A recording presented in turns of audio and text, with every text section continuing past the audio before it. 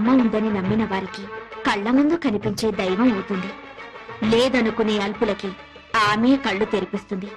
నైవేద్యాన్ని ఆ అమ్మనే పిలిచి తినిపించాడు ఓ చిన్న పూజారి. ఓం శ్రీ కనకదుర్గా దేవి దత్తాత్రేయ, నేను ట్రస్టీ గారితో మాట్లాడొస్తాను. త్వరగా నైవేద్యం పెట్టేసి మేయర్ గారింటికి ప్రసాదం పట్టుకెళ్ళాలి. నేను వేద పాఠశాలకు వెళ్ళాలి, తొందరగా రండి. అవన్నీ తర్వాత, అమ్మవారికి నైవేద్యం పెట్టాకే వెళ్ళు. నేను ట్రస్టీ గారితో ప్లేట్ల కలెక్షన్ గురించి మాట్లాడి వెంటనే వచ్చేస్తాను. ఎక్కువ మంత్రాలు చదవకుండా త్వరగా కానీ పులిహోర పైన జీడిపప్పు కదలకుండా నైవేద్యం పెట్టు.